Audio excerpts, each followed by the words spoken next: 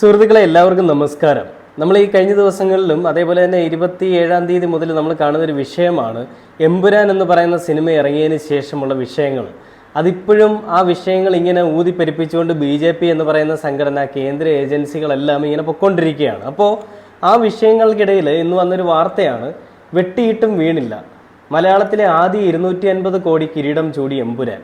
അതായത് മലയാളത്തിലുള്ള എല്ലാ സിനിമകളുടെയും റെക്കോർഡ് ഭേദിച്ചുകൊണ്ട് എമ്പുരാൻ എന്ന് പറയുന്ന സിനിമ 250 കോടി റെക്കോർഡിലേക്ക് മാറിയിരിക്കുകയാണ്. അതിന് ഏറ്റവും വലിയ പ്രധാനമായിട്ടുള്ള കാരണം വഹിച്ചിട്ടുള്ള, അല്ലെങ്കിൽ അതിൽ പങ്കുവഹിച്ചിട്ടുള്ള ഇതിലുള്ള മോഹൻലാലോ പൃഥ്വിരാജോ ഇന്ദ്രജിത്തോ അല്ലെങ്കിൽ ആന്റണി പെരുമ്പാവൂരോ ഗോകുലം ഗോപാലനോ അല്ലെങ്കിൽ അതിൻ്റെ ഈ പറയുന്ന പ്രൊമോഷൻസോ ഒന്നുമല്ല, നമ്മുടെ BJP എന്ന് പറയുന്ന സംഘടനയാണ്. ആ BJP എന്ന് പറയുന്ന സംഘടനയോട് ഒരുപാട് ആദരവ് തോന്നിയൊരു നിമിഷമാണ്. ആ ഒരു സിനിമയ്ക്ക് വേണ്ടി ഇത്രയും രീതിയിൽ ഒരു പ്രൊമോഷൻ കൊടുത്തതിനും ആ സിനിമയ്ക്ക് വേണ്ടിയിട്ട് നിങ്ങൾ ഉണ്ടാക്കിയ ഓരോരോ പ്രശ്നങ്ങൾ കാരണം ആ സിനിമയ്ക്ക് ഇത്രയും ഹൈപ്പ് കിട്ടിയതിനും അതിൻ്റെ എല്ലാം ഏറ്റവും വലിയ ഉദാഹരണം, അല്ലെങ്കിൽ എന്തുകൊണ്ട് ഈ സിനിമയ്ക്ക് ഇത്രയും റേറ്റിംഗ് കിട്ടി, എന്തുകൊണ്ട് ഈ സിനിമ ഈ റെക്കോർഡ്സ് എല്ലാം ബ്രേക്ക് ചെയ്തു എന്ന് ചോദിച്ചാൽ ഒരൊറ്റ ഉത്തരമേ ഉള്ളൂ: BJPയുടെ തന്തയില്ലായ്മയെ ജനങ്ങൾ എങ്ങനെ നോക്കി കണ്ടു എന്നുള്ളതാണ് അതിൻ്റെ ഏറ്റവും വലിയ ഉത്തരവെന്ന് പറയുന്നത്, അല്ലെങ്കിൽ ഉദാഹരണം എന്ന് പറയുന്നത്.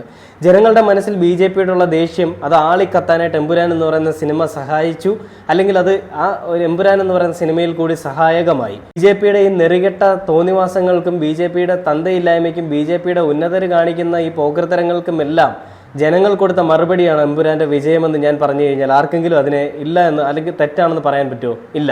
കാരണം BJP കാണിക്കുന്ന ഇന്നലകളിലെ ഇന്നത്തെയും തോന്നിവാസങ്ങളാണ് ആ പറയുന്ന സിനിമയിൽ പ്രതിപാദിച്ചിട്ടുള്ളത്. അത് ജസ്റ്റ് ഒരു ചെറിയൊരു കാര്യം മാത്രമാണ് പൃഥ്വിരാജ് ആ സിനിമയിൽ എടുത്തിട്ടിരിക്കുന്നത്. ആ പൃഥ്വിരാജ് ആ സിനിമ എടുക്കാൻ കാണിച്ചൊരു മനസ്സ് ഞാൻ നേരത്തെ പല വീഡിയോയിലും പറഞ്ഞിട്ടുണ്ട്. അതൊക്കെയാണ് ആണത്തം എന്ന് പറയുന്നത്. പക്ഷേ ആ ആണത്തം BJPയിലുള്ള ചാണകങ്ങൾക്കൊന്നിനുമില്ല. ചാണക സംഖ്യകൾ കുറേ പേര് എൻ്റെ കമൻറ്റ് ബോക്സിലൊന്നും എഴുതാറുണ്ട്. അതിനിടയിൽ നല്ലൊരു കമൻറ്റ് ഞാൻ കണ്ടതാണ്. ആ കമൻറ്റ് ഇങ്ങനെയാണ്: അന്നത്തെ മുഖ്യമന്ത്രിയായിരുന്ന നമ്മുടെ ഇപ്പോഴത്തെ പ്രധാനമന്ത്രി നരേന്ദ്രമോദിയുടെ അന്നത്തെ മൗനത്തിൻ്റെ ഒരു ഉദാഹരണമാണ്, അല്ലെങ്കിൽ അന്നത്തെ മൗനത്തിൻ്റെ ഫലമാണ് ഇന്ന് ഈ കാണുന്ന പ്രധാനമന്ത്രി പദമെന്ന്. അപ്പോൾ ആ പറഞ്ഞ വാക്കുകളിൽ അത് ചെറിയൊരു 2 വരി വാക്കുകളേ ഉള്ളൂ, പക്ഷേ ആ വാക്കുകളിൽ പ്രകടമാണ് അത് തന്നെയായിരുന്നു സത്യം എന്നുള്ളത്. അന്ന് അയാൾ കാണിച്ച ആ ഒരു സൈലൻസ് ആയിരിക്കാം ഒരു പക്ഷേ ഇന്ന് അയാൾക്ക് പ്രധാനമന്ത്രിയായിട്ട് ഇരിക്കാൻ പറ്റുന്നത്. നമ്മുടെ രാജ്യത്തിൻ്റെ പ്രധാനമന്ത്രിയാണ്, അതുകൊണ്ട് നമുക്ക് കുറ്റം പറയാൻ പറ്റില്ല. പക്ഷേ അവർ കാണിച്ച കൊള്ളരുതായ്മകളെ എത്ര വെള്ള പൂശിയാലും കൊള്ളരുതായ്മകൾ തന്നെയാണ്. ഞാൻ നേരത്തെ വീഡിയോയിൽ പറഞ്ഞിട്ടുണ്ട്, എത്രയൊക്കെ തേച്ച് മായ്ച്ച് കളയാൻ പോയാലും ചരിത്രത്തിൻ്റെ ഒരു ഏട്, അല്ലെങ്കിൽ ചരിത്രത്തിൻ്റെ നിങ്ങൾ ചെയ്തിട്ടുള്ള ആ ഒരു തെറ്റിൻ്റെ കറകൾ അവിടെ അവശേഷിക്കും. ആ കറകൾ ചൂണ്ടിക്കാണിക്കുന്നതായിരിക്കും സിനിമകൾ. ആ സിനിമയിൽ ചെറുതായിട്ടൊന്ന് പ്രതിപാദിച്ചു എന്ന് കണ്ടപ്പോഴത്തേക്കും കയറി അങ്ങ് കൊണ്ടു എല്ലാ നേതാക്കന്മാർക്കും, സുരേഷ് ഗോപി അടക്കം. സുരേഷ് ഗോപിയെ മുന്നേ എന്നൊരു ചെറിയൊരു വിശേഷണം ജോൺ ബ്രിട്ടാസ് നടത്തിയപ്പോൾ ജോൺ ബ്രിട്ടാസിൻ്റെ വീട്ടിൽ പോയി പറഞ്ഞാൽ മതി എന്ന് പറഞ്ഞ സുരേഷ് ഗോപിയെയും, അല്ലെങ്കിൽ സിനിമ ആദ്യ സമയത്ത് കാണാൻ പോകും, കുടുംബസമേതം കാണാൻ പോകും, മോഹൻലാലിനും ടീമിനും അഭിനന്ദനം എന്ന് പറഞ്ഞ രാജീവ് ചന്ദ്രശേഖറിനെയും, പിന്നീട് അത് മാറ്റി പറഞ്ഞ രാജീവ് ചന്ദ്രശേഖറിനെയും, BJPയിലുള്ള പല ആളുകളുടെയും നിലപാടുകളൊക്കെ നമ്മൾ കണ്ടതാണ്. അതിലും ഒറ്റത്തന്തയ്ക്ക് പറഞ്ഞവരും അല്ലെങ്കിൽ ഒരു നിലപാടിൽ ഉറച്ചു നിൽക്കുന്ന ആളുകളൊക്കെ ഉണ്ട്. MD രമേശിനെ പോലുള്ള ആളുകളൊക്കെ ഉണ്ടായിരുന്നു. അയാൾ പറഞ്ഞ നിലപാടിൽ തന്നെ അയാൾ ഉറച്ചു നിന്നു. പിന്നീട് അതിനുശേഷം പലരുടെ ഇപ്പോൾ രാജീവ് ചന്ദ്രശേഖരൻ്റെ അടുത്ത് ചോദിക്കുന്ന സമയത്ത് രാജീവ് ചന്ദ്രശേഖരൻ്റെ അടുത്ത് സുരേഷ് ഗോപിയെ പറ്റി ചോദിക്കുമ്പോൾ അത് കാര്യങ്ങളെപ്പറ്റി ഞാൻ പഠിച്ചിട്ട് പറയാം, എന്താണ് സംഭവം എന്ന് അറിയില്ല എന്നൊക്കെയുള്ള വ്യക്തതയും പക്വതയുള്ള കാര്യങ്ങളാണ് പറയുന്നത്. പക്ഷേ സുരേഷ് ഗോപി ഇപ്പോഴും പഴയ ആ സിനിമയിലെ ആ ടച്ചും കൊണ്ടങ്ങ് നടക്കുകയാണ്. BJP ആരും അവരെ മൈൻഡ് ചെയ്യുന്നില്ല എന്നുള്ള വേറൊരു കാര്യം. സുരേഷ് ഗോപിയുടെ ആയിട്ടുള്ളൊരു സൈഡിൽ ജസ്റ്റ് റിമെമ്പർ ദാറ്റ് എന്നൊക്കെ പറഞ്ഞുകൊണ്ട് ഒറ്റ പോക്കങ്ങ് പോവാണ് കടക്ക് പുറത്തുനിന്ന്. അതായത് നമ്മുടെ മുഖ്യമന്ത്രി പിണറായി വിജയന്റെ ഡയലോഗ് അടിച്ചുമാറ്റി എടുത്തിരിക്കുകയാണ് ഇപ്പം നമ്മുടെ ശ്രീ സുരേഷ് ഗോപി. കടക്ക് പുറത്ത് മാധ്യമങ്ങൾക്ക് ഇവിടെ പ്രവേശനമില്ല, തൃശ്ശൂർ എനിക്ക് വേണം, തൃശ്ശൂർ ഞാൻ ഇങ്ങ് എടുക്കുക എന്നൊക്കെ പറഞ്ഞിട്ട് ഏതെങ്കിലും ജനങ്ങൾ അടുത്തോട്ട് ചെല്ലുമ്പോൾ അങ്ങോട്ട് മാറി നിൽക്കേ എന്നൊക്കെ പറഞ്ഞിട്ട് തള്ളിക്കളയാണ്. സുരേഷ് ഗോപി ആരോ ആണെന്നുള്ളൊരു ഭാവമാണ്, ഒരു തേങ്ങയല്ലെന്നുള്ളത് കേരളത്തിൽ ജനങ്ങൾക്കറിയാം. ചാണകത്തിൽ മുങ്ങുന്നൊന്നും ഒരു തെറ്റില്ല, പക്ഷേ ചാണകത്തിൽ മുങ്ങുമ്പോൾ അന്ധത വന്നു കഴിഞ്ഞാൽ അത് വലിയ തെറ്റാണ്. ആ ചാണകമാണ് ഏറ്റവും വലിയ ലോകത്തിലെ ഏറ്റവും നല്ലതെന്നൊക്കെ വിചാരിക്കുന്നത് പൊട്ടക്കിണറിലെ തവളയുടെ അവസ്ഥയാണ്. പൊട്ടക്കിണറിലെ തവള എന്താ, ആ താൻ കിടക്കുന്ന ആ കിണറാണ് അതിൻ്റെ ലോകം എന്നാണ് അത് വിചാരിക്കുന്നത്. ആ കിണറാണ് അതിൻ്റെ ലോകം. അതിനപ്പുറത്തേക്ക് ഒരു ലോകം അതിനറിയില്ല, അത് കണ്ടിട്ടുമില്ല. അതിന് പുറത്ത് വരുമ്പോഴല്ലേ അതിനറിയുള്ളൂ ഇതാണ് അതിൻ്റെ ലോകം. സുരേഷ് ഗോപി നേരത്തെ എല്ലാ ലോകവും മനസ്സിലാക്കി എല്ലാവരെയും സഹായിച്ചു നടന്ന വ്യക്തിയാണ്. ഈ ചാണകമാകുന്ന അല്ലെങ്കിൽ പൊട്ടക്കിണറാവുന്ന ചാണകം എന്ന് പറയുന്നത് BJP സംഘടന എന്ന് പോയി വീണോ അന്ന് മുതൽ BJPയുടേതായിട്ടുള്ളൊരു ലൂപ്പിനകത്താണ്. ആ ലൂപ്പിന് പുറത്തേക്ക് വരാനായിട്ട് ഈ പറയുന്ന സുരേഷ് ഗോപിക്ക് സാധിക്കുന്നില്ല, അല്ലെങ്കിൽ സുരേഷ് ഗോപി അതിന് തയ്യാറാവുന്നില്ല എന്നുള്ളതാണ് വസ്തുത. അപ്പം അതിനുശേഷം ഈ സിനിമ എടുത്തതിൻ്റെ പേരിൽ ഞാൻ പറഞ്ഞു കുറേ പേരെ ഇവർ ഈ പറയുന്ന കണ്ടിന്യൂസ്ലി വേട്ടയാടിക്കൊണ്ടിരിക്കുകയാണ് നമ്മുടെ ഈ BJP കേന്ദ്ര ഏജൻസികൾ, BJPയുടെ ഒരു സഹായത്തോടു കൂടി. അപ്പോൾ ED പല ദിവസങ്ങളിലായിട്ട് ആദ്യം ഗോകുലം ഗോപാലിൻ്റെ വീട്ടിൽ റെയ്ഡ് നടത്തി. അവിടുന്ന് 1.5 കോടി രൂപ എന്തോ കിട്ടി. ഈ പറയുന്ന ഗോകുലം ഗോപാലിൻ്റെ വീട്ടിൽ നിന്ന് 1.5 കോടി രൂപ കിട്ടുന്നത് ചിലപ്പോൾ അവർ ചായ കുടിക്കുന്ന ക്യാഷ് ആയിരിക്കും. 1.5 കോടി എന്ന് പറയുമ്പോൾ അവർക്ക് വലിയ ഇതൊന്നും ഇല്ല. അത് ചെറിയൊരു അവരുടെ സൈഡിൽ നിന്ന് നോക്കുകയാണെങ്കിൽ അവർക്ക് ഒരു 1000 രൂപ 2000 രൂപയ്ക്കകത്ത് വരുന്ന രീതിയിലുള്ളൊരു കാര്യമേ ഉള്ളൂ. കാരണം ഇഷ്ടം പോലെ കാശ് അവരെ കാണും. അതിലൊന്നും തൊടാൻ പറ്റിയിട്ടില്ല, അതൊന്നും തൊടാനും പറ്റില്ല. കാരണം വ്യക്തമായ കണക്കുകളുണ്ട്. എന്നിട്ട് അത് ആ പൈസ എടുത്തിട്ട് ED എന്ന് പറഞ്ഞിട്ട് കറക്റ്റായിട്ട് നോട്ട് ചെയ്ത് വെച്ചിട്ടുള്ളൊരു ഫോട്ടോയും ഞാൻ ഈ സൈഡിൽ ആഡ് ചെയ്യാം, നിങ്ങൾക്ക് നോക്കി അറിയാം. അപ്പോൾ അത് എന്നിട്ടും അങ്ങോട്ട് കലിപ്പ് അങ്ങോട്ട് തീരുന്നില്ല. പിന്നെന്താ ചെയ്യണ്ടേ? പിന്നെ ചെയ്യാനുള്ളത് ആന്റണി പെരുമ്പാവൂരുണ്ടല്ലോ, അവന് പണി കൊടുക്കുന്നതിന് മുമ്പ് പൃഥ്വിരാജിന് പണി കൊടുക്കും. കാരണം അവനാണല്ലോ BJP എടുത്ത് മുന്നിലിട്ടത്. അപ്പം പൃഥ്വിരാജിന് ഒരു ആദായ നികുതി നോട്ടീസ് അങ്ങോട്ട് അയക്കാം. അതായത് പൃഥ്വിരാജ് മുൻപ് ചെയ്തിട്ടുള്ള സിനിമകൾ, കടുവ പോലെയുള്ള കുറേ സിനിമകളൊക്കെ ഉണ്ട്. അപ്പോൾ ആ സിനിമയിൽ അന്ന്, അതായത് ഇപ്പോഴൊന്നും അല്ല, ഈ പടം ഇറങ്ങിയത് ഇപ്പോൾ റീസെൻ്റ് ഇറങ്ങിയതാണ് ഈ പറയുന്ന എമ്പുരാൻ എന്ന് പറയുന്ന സിനിമ. ഈ പടം ഇറങ്ങിയതിന് 2 വർഷം 3 വർഷം 4 വർഷം മുൻപുള്ള 3-4 പടങ്ങൾ എടുത്തിട്ട് അതിൽ എത്ര രൂപ പ്രതിഫലം വാങ്ങിച്ചു എന്നുള്ളതാണ് ഇവർ BJPക്ക് അറിയേണ്ടത്. പിന്നെ ആന്റണി പെരുമ്പാവൂരിൻ്റെ അതേ അവസ്ഥ തന്നെയാണ്. ആന്റണി പെരുമ്പാവൂരിന് ഇതിന് മുൻപ് കേസ് ഉണ്ടായിരുന്നു. ആ കേസുകളുടെ കണ്ടിന്യൂറ്റിയാണ് ഇത് ചെയ്യുന്നതെന്നാണ് ED ഒക്കെ പറഞ്ഞത്, അല്ലെങ്കിൽ കേന്ദ്ര ഏജൻസികൾ പറഞ്ഞത്. അന്നത്തെ ഈ പറയുന്ന കലാപങ്ങളിലും എല്ലാത്തിനും പൂർണ്ണ പിന്തുണ കൊടുത്തിട്ടുള്ള BJP അല്ലെ സംഘപരിവാർ അല്ലെങ്കിൽ RSS എന്ന് പറയുന്ന സംഘടനയെ പറ്റി ചെറുതായിട്ടൊരു പ്രസ്താവന ഒരു സിനിമയിൽ വന്നപ്പോൾ അല്ലെ പ്രതിപാദിച്ചപ്പോൾ കയറി കുരു പൊട്ടി ഇവരുടെ ഈ വേര് വരെ അറക്കുന്ന രീതിയിലേക്കാണ് പോകുന്നത്. പക്ഷേ BJP നിങ്ങൾ കണ്ട ആളുകളൊന്നുമല്ല. നിങ്ങൾ ഒരുപാട് ആളുകളെ കണ്ടിട്ടുണ്ടോ, ചാണകത്തിൽ ചവിട്ടി ചാണകം തിന്ന് നടക്കുന്ന ഒരുപാട് ആളുകൾ നിങ്ങളുടെ കൂട്ടത്തിലല്ലേ, നിങ്ങളും അത് തന്നെ ആയിരിക്കും. പക്ഷെ നിങ്ങൾ അതുകൊണ്ട് പൃഥ്വിരാജിനെ ആ കൂട്ടത്തിൽ കൂട്ടരുത്. കാരണം പൃഥ്വിരാജിന് ഒരൊറ്റ തന്തയുള്ളൂ, പൃഥ്വിരാജിന് ഒരു നിലപാടേ ഉള്ളൂ. അതുകൊണ്ട് നിങ്ങളുടെ കൂട്ടത്തിലുള്ള ആളുകൾ പറയുന്നത് പോലെ അപ്പപ്പോൾ കാണുന്നവനെ അപ്പാന്ന് വിളിക്കുന്ന സ്വഭാവമൊന്നും പൃഥ്വിരാജിനില്ല. ഈ മേജർ രവി എന്ന് പറയുന്നവൻ ഓന്തി രവി എന്നുള്ള പേരിലേക്ക് ഇപ്പോൾ മാറിയിട്ടുണ്ട്. ആദ്യം വന്നിട്ട് പൃഥ്വിരാജിനെയും പറയുന്ന മോഹൻലാലിനെയും എല്ലാം സപ്പോർട്ട് ചെയ്തിട്ട് ഇപ്പോൾ പറയുന്നത് രാജ്യവിരുദ്ധതയാണ്, രാജ്യദ്രോഹമാണ് ഈ സിനിമയിൽ പ്രതിപാദിക്കുന്നതെന്നാണ്. ഇവനെടുക്കുന്ന എല്ലാ സിനിമയും പിന്നെ നല്ല കാര്യങ്ങളാണല്ലോ പറയുന്നത്, അല്ലെങ്കിൽ ഇവനെടുക്കുന്ന സിനിമകൾ സന്ദേശമാണല്ലോ കൊടുക്കുന്നത് സമൂഹത്തിന്. അപ്പോൾ ഒരു സിനിമ വന്ന സമയത്ത് അല്ലെങ്കിൽ BJPയോടൊപ്പം ചേർന്നിട്ട് എന്ത് തന്തയില്ലായ്മയും പറയാമെന്നുള്ള ഇവന്മാരുടെ ഒരു പ്രവണതയാണ് നമ്മൾ ഈ ശ്രദ്ധിക്കേണ്ടത്. ഒരു സിനിമ അല്ലെങ്കിൽ എമ്പുരാൻ എന്ന് പറയുന്ന അല്ലെങ്കിൽ ഗുജറാത്ത് കലാപത്തെ പറ്റി മിണ്ടിയാൽ അടുത്ത ദിവസം അവരുടെ വീട്ടിൽ IT എത്തും. ഈ പൃഥ്വിരാജിന് ആദായ നികുതി നോട്ടീസ് പോയതിൻ്റെയും നമ്മുടെ ആന്റണി പെരുമ്പാവൂരിന് ഇൻകം ടാക്സ് നോട്ടീസ് പോയതിൻ്റെയും വാർത്ത നമുക്ക് ജസ്റ്റ് ഒന്ന് കേട്ട് നോക്കാം ആദ്യം. കഴിഞ്ഞ ദിവസങ്ങളിൽ നമ്മൾ കണ്ടതാണ് ഗോകുലം ഗോപാലിന്റെ ഓഫീസുകളിൽ റെയ്ഡ് നടന്നിരുന്നു, EDയുടെ റെയ്ഡ് നടന്നിരുന്നു. പൃഥ്വിരാജിന് ആദായ നികുതി വകുപ്പിന്റെ നോട്ടീസ് വന്നിരുന്നു. ഇതൊന്നുമായും ബന്ധമില്ലെന്ന് വേണമെങ്കിൽ പറയാം. പക്ഷേ പൃഥ്വിരാജിന് പിന്നാലെ ഇപ്പോൾ നിർമ്മാതാവ് ആന്റണി പെരുമ്പാവൂരിനും ആദായ നികുതി വകുപ്പിന്റെ നോട്ടീസ് വന്നിരിക്കുന്നു. 2 സിനിമകളിലെ ഇടപാടുകളുടെ വിശദാംശങ്ങളാണ് തേടിയിട്ടുള്ളത്. ലൂസിഫർ, മരക്കാർ, അറബിക്കടലിന്റെ സിംഹം എന്നീ സിനിമകളുടെ വിവരങ്ങൾ തേടിയിരിക്കുന്നു. ഡാനി പോൾ വിവരങ്ങളുമായി. Dani, good morning. ഇനി എമ്പുരാനുമായി ബന്ധപ്പെട്ട് പ്രവർത്തിക്കുന്നവരിൽ ആർക്കൊക്കെയാണ് ആദായ നികുതി വകുപ്പിന്റെ നോട്ടീസ് വരാതിരിക്കുക എന്നതിലെ കൗതുകമുള്ളൂ എന്ന് തോന്നുന്നു. പ്രത്യക്ഷത്തിൽ ഇതൊന്നുമായും യാതൊരു ബന്ധമില്ല എന്ന് കേന്ദ്ര ഏജൻസികൾ പറയുമ്പോഴും എന്തായാലും ലിസ്റ്റിൽ അടുത്ത പേർ ആന്റണി പെരുമ്പാവൂരിന്റേതാണ്. ശ്രീജ, ഏതാണ്ട് ആ രീതിയിൽ തന്നെയാണ്. കാരണം ഇതിൻ്റെ അണിയറയിൽ പിന്നണിയിൽ പ്രവർത്തിച്ച ലൂസിഫറുമായി ബന്ധപ്പെട്ട നിൽക്കുന്ന എമ്പുരാനുമായി ബന്ധപ്പെട്ട എമ്പുരാൻ സിനിമയുമായി ബന്ധപ്പെട്ട പ്രവർത്തിച്ചവർക്ക് ഓരോരുത്തർക്കുമായിട്ട് നോട്ടീസ് നൽകുന്നു എന്ന രീതിയിലേക്കെല്ലാം തന്നെ കാര്യങ്ങൾ പോവുകയാണ്. ഇപ്പോൾ ആദായ നികുതി വകുപ്പ് അല്ലെങ്കിൽ ED ഈ 2 ഏജൻസികളും ഈ രീതിയിലേക്ക് പോകുമ്പോൾ ഇതുമായി ഒരു ബന്ധവുമില്ല എന്ന് അവർ പറയുന്നുണ്ടെങ്കിൽ പോലും ഏതാണ്ട് ഈ സമയത്താണ് ഇതുമായി ബന്ധപ്പെട്ടുള്ള കണക്കുകൾ പരിശോധിക്കാൻ തീരുമാനിച്ചത് എന്നതാണ് ഇത് വളരെ കൗതുകമായിട്ട് തോന്നുന്നത്. കാരണം ഈ കഴിഞ്ഞ കാലങ്ങളിലായി നടത്തിയ ഈ സിനിമയും എടുത്തുപോയ സിനിമകളാണിത് എല്ലാം 2022 അടക്കമുള്ള കാര്യങ്ങൾ അന്ന് ചില പരിശോധനകൾ നടന്നിരുന്നു.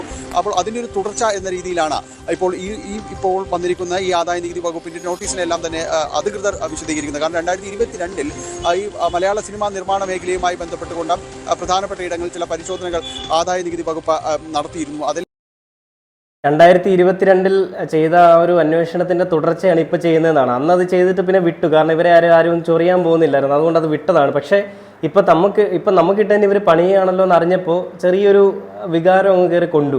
നമുക്കിട്ട് പണിയുന്നവൻ അങ്ങനെ ജീവിക്കേണ്ട, അല്ല അവനെ ജീവിപ്പിക്കേണ്ട എന്നുള്ള രീതിയിലുള്ളൊരു പ്രവണത, അത് നമുക്ക് എന്തുമല്ലേ ഒരു വ്യക്തിപരമായിട്ടുള്ള പ്രശ്നം എന്നുള്ള രീതിയിലാണ് ഇവർ ഇതിനെ കണ്ടിരിക്കുന്നത്. ഒരിക്കലും ഒരു സിനിമയായിട്ട് കാണേണ്ടതിന് പകരം അതിനെ വേറെ രീതിയിലേക്ക് വ്യാഖ്യാനിച്ച് ചില വളച്ചൊടിച്ചുകൊണ്ട് അവരെ എങ്ങനെയൊക്കെ ദ്രോഹിക്കാമോ അതിൻ്റെ എല്ലാ രീതിയിലും BJPയിലെ കുറേ നേതാക്കന്മാരെ കണ്ടതാണ്. ഈ പറയുന്ന ഇവരുടെ കുടുംബത്തെ പറ്റിയും മോശമായിട്ടൊക്കെ സംസാരിക്കുന്ന ആളുകളെ, വർഗീയത പരത്തുന്ന, വർഗീയ കലാപം ഉണ്ടാക്കുന്ന ചെറ്റകളാണ് ഇവന്മാരെ നമുക്ക് നന്നായിട്ട് അറിയാം. ആ അവന്മാരാണ് ഇപ്പോൾ വന്നിട്ട് വലിയ രീതിയിൽ എന്തൊക്കെയോ ആണെന്നുള്ള രീതിയിലൊക്കെ സംസാരിക്കുന്നത്. അപ്പോൾ ഇപ്പോഴും ഇതിനെ ചുറ്റിപ്പറ്റിയുള്ള പ്രശ്നങ്ങളും അതിൻ്റെ കാര്യങ്ങളും അന്വേഷണങ്ങൾ നടന്നുകൊണ്ടിരിക്കുകയാണ്.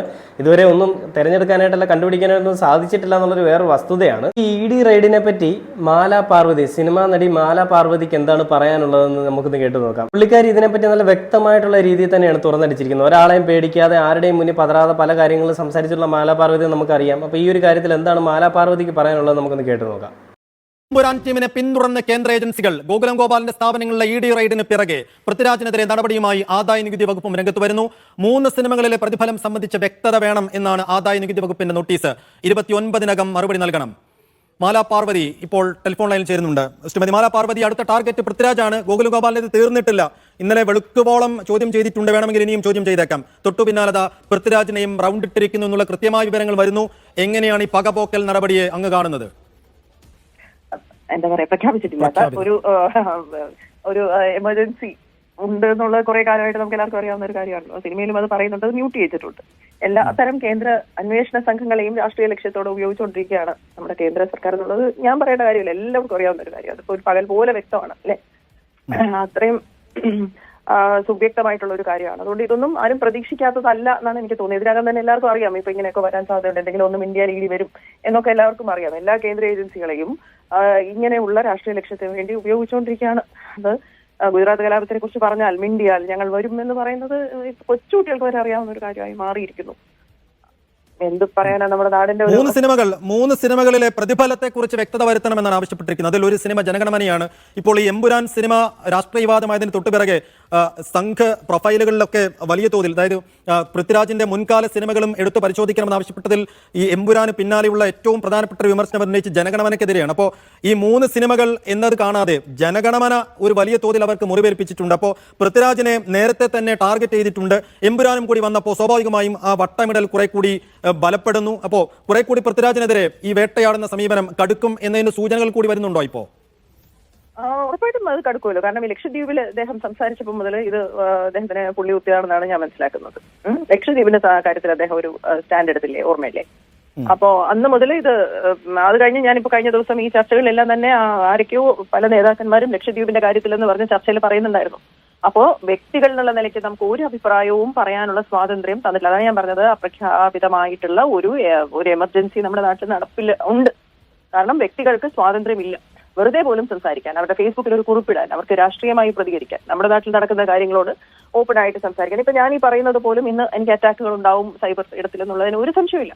അപ്പൊ നമ്മൾ പറയുന്ന കാര്യത്തിൽ എന്റെ വ്യക്തിപരമായ കാര്യങ്ങളും കുടുംബവും എല്ലാം വലിച്ചടിച്ച് വീണ്ടും അറ്റാക്ക് ചെയ്യപ്പെടും എന്നുള്ള കാര്യത്തിൽ എനിക്കും സംശയമില്ല. അപ്പൊ അങ്ങനെ ഓരോ മനുഷ്യരും ടാർഗറ്റ് ചെയ്യപ്പെടുകയാണ് നമ്മുടെ നാട്ടിൽ. ഓരോ വ്യക്തികളുടെയും ഓരോ കാര്യങ്ങൾ എടുത്ത് വെച്ചേക്കുവാണ്. അപ്പൊ അത് അനുസരിച്ചിട്ടുള്ള ടാർഗറ്റ് ചെയ്ത് അറ്റാക്കുകൾ നടക്കും. അപ്പോൾ അത് വലുതാവും തോറും പണമിടപാടുകൾ വരുമ്പോൾ വലിയ വലിയ ഏജൻസികളെ ഒക്കെ ഉൾപ്പെടുത്തിക്കൊണ്ട് അപ്പൊ എന്ത് രാഷ്ട്രീയമാണ് പറയുന്നത്, ആർക്ക് ചേരുന്ന രാഷ്ട്രീയമാണ് പറയുന്നത്.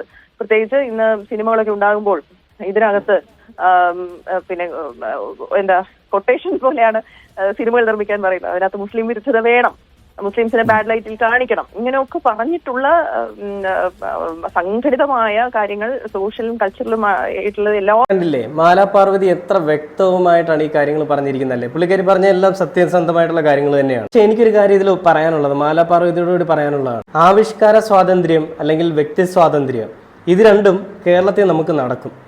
കാരണം BJPയുടെ തന്തയുടെ വകയല്ല കേരളം. BJPക്ക് രാജ്യത്തിൽ അവർക്ക് അധികാരം ഉണ്ടാവാം, പക്ഷേ കേരളത്തിലേക്ക് വന്നിട്ട് അവരുടെ ഈ പറയുന്ന ചാണകം ഇട്ട് മെഴുകാനായിട്ട് കേരളത്തിലെ ഒരു സർക്കാരുണ്ട്. ആ സർക്കാർ എന്തായാലും അനുവദിക്കത്തില്ല.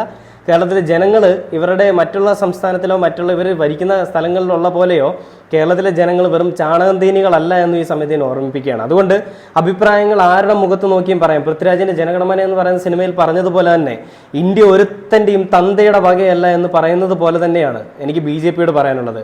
BJP എന്ന് പറയുന്ന സംഘടന ആദ്യം മനസ്സിലാക്കേണ്ടത് ഇന്ത്യയോ അല്ലെങ്കിൽ കേരളമോ ഒരുത്തൻ്റെയും തന്തയുടെ വകയല്ല. ഇന്ത്യയെ പറ്റി പറയുമ്പോൾ നിങ്ങൾക്ക് 100 നാവാണ്.